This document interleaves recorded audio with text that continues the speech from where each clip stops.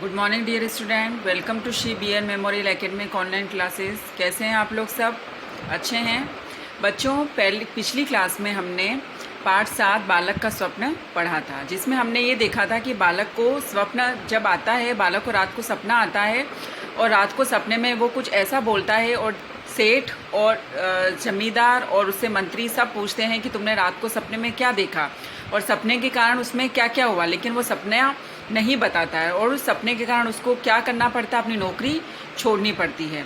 ठीक है, तो हमने अभी तक यही पढ़ा था कि उसने वो राजा के यहाँ पर लगा, राजा के यहाँ पर उसने नौकरी लगी, लेकिन राजा के यहाँ जब जमींदार ने उसको देख लिया तो उसने वहाँ पर भी उस सपने का जिक्र किया, लेकिन राजा ने जब उसको उस सपने के बारे में पूछा लेकिन उसने बालक ने उसको नहीं बताया। तो आगे देखिए कि उसके साथ क्या होता है। आज हम पढ़ेंगे पेज नंबर 123, पाठ हमारा 7 है और बालक का स्वप्न। पाठ का नाम क्या है? बालक का स्वप्न।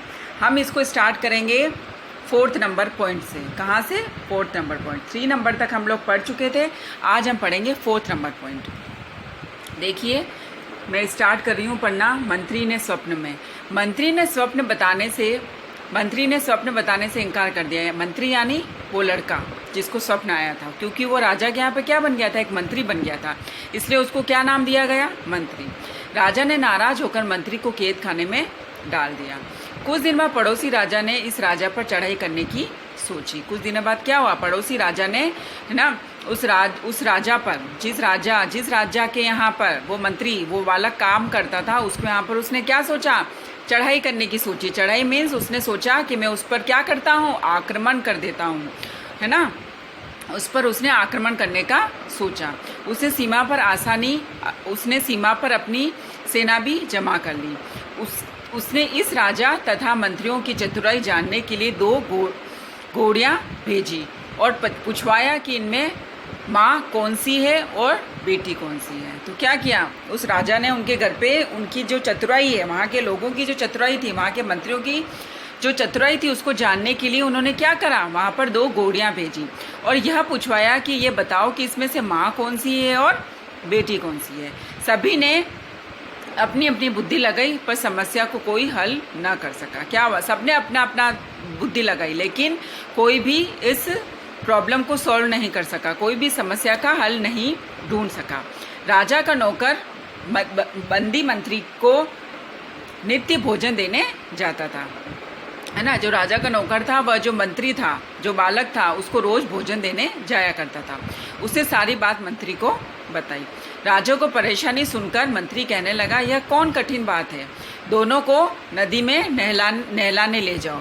जो पहले आगे नदी में घुसे वही माँ है और जो पीछे चले वह बेटी है। अब उसने क्या कहा? उसने ये कहा कि दोनों को नदी में नहाने के लिए भेज दो और दोनों जब नदी में नहाने के लिए जाए, जब देख लो कि अगर सबसे आगे जो नहाने के लिए सबसे पहले जाती है तो वो समझ लो कि वह माँ है और जो उसके पीछे चलती है वह उसकी बेटी है। अब हम देखते हैं इसका 5 पॉइंट, पेज नंबर 124। ठीक है, ये देखिए 5 पॉइंट ये रहा। ठीक है, अब देखिए स्टार्ट मैं कर रही हूँ। इसके बाद उसी प्रकार के 2-3 प्रश्न राजा ने भेजे।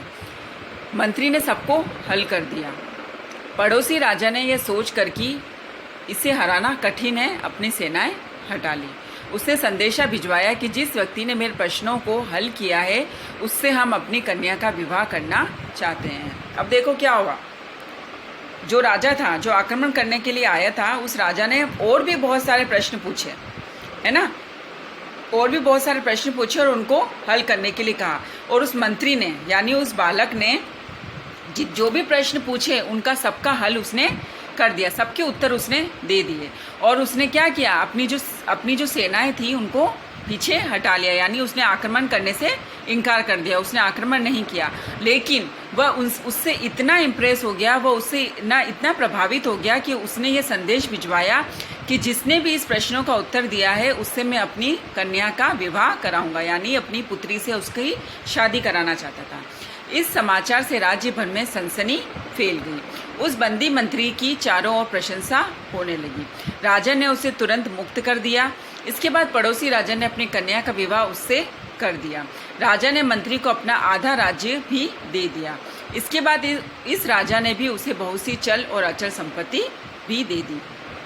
अब क्या हुआ, वह ये जैसे ही ये समाचार सुना तो वहाँ पर क्या हो गई, सनसनी फैल गई, यानी बहुत सारी कौतूहलता, सब जगह कौतूहलता होने लग गई, सब जने जानने की इच्छा होने लगी सबके अंदर कि ये क्यों हुआ, क्या हुआ। फिर जो बंदी मंत्री था उसकी चारों तरफ प्रशंसा होने लगी। राजा ने उसे क्या किया, छोड़ दिया, जेल से छोड़ दिया, और पड़ोसी राजा ने अपनी कन्या का विवाह उससे कर दिया, उससे उसकी शादी कर दी और अपना आधा राज्य उसको दे दिया। और जिस राजा के यहाँ वह काम करता था उसने भी कई अचल और अचल संपत्ति उसे दे दी। अब देखिए 6 पॉइंट। कुछ दिन बाद एक दिन प्रातःकाल इस मंत्री राजा ने दोनों राजाओं, जमींदारों तथा सेठ सभी को अपने यहाँ आमंत्रित किया। जब वे सब वहाँ उपस्थित हुए तो उस समय का मंत्री राजा पलंग पर महल के विशाल एवं सुसज्जित कक्ष में लेटे हुए थे। उनकी पत्नी उनके पास बैठी थी।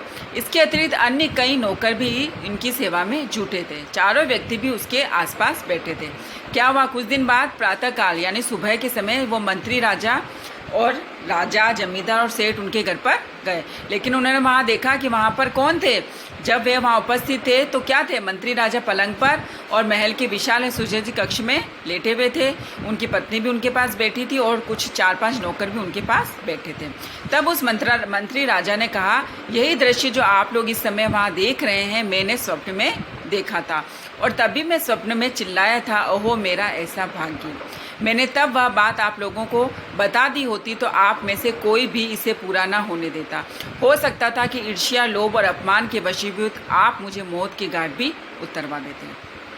क्या हुआ, मंत्री राजा ने कहा कि ये वही दृश्य है जब मैंने उस समय सपने में देखा था, लेकिन अगर ये मैं सपने सबको बता देता तो क्या होता, आप लोग सब मुझसे क्या करने लगते, ईर्ष्या करने लगते, नफरत करने लगते, और आप लोगों को लालच भी होता और लाभ के और उसकी अपमान, आप लोग मेरा अपमान भी करते और उसके कारण क्या होता, मुझे आप लोग मौत के घाट उतार देते, मुझे मार देते। इसलिए मैंने आपको वो सपना नहीं बताया। सच है, अपने मस्तिष्क में जो विचार आए उसे व्यर्थ चर्चा न करते हुए उन्हें योजनाबद्ध तरीके से पूर्ण करने में जुट जाना चाहिए। कर्म, कठोरता, लग्न और निष्ठा से कोई भी व्यक्ति महान बन सकता है ना। अब क्या है उसमें, उसने ये बोला कि अगर मस्तिष्क में हमारे सामने अच्छे विचार आए तो उसे व्यर्थ चर्चा करके बर्बाद नहीं करना चाहिए, उसे अच्छे से योजनाबद्ध तरीके से पूर्ण करना चाहिए। और उसके लिए क्या करना चाहिए, अपना कर्म, कठोरता, निष्ठा, लगन सब लगा देनी चाहिए। अगर हम ये सब लगा देते हैं तो हम महान व्यक्ति बन जाते हैं।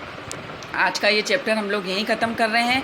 बाकी के जो अभ्यास है, क्वेश्चन आंसर है, वो हम नेक्स्ट क्लास में करेंगे। और अब आपको क्या करना है, इस पाठ को पूरे अच्छे से पढ़ना है और समझना है, और इस वीडियो को लाइक और सब्सक्राइब करना है। Thank you.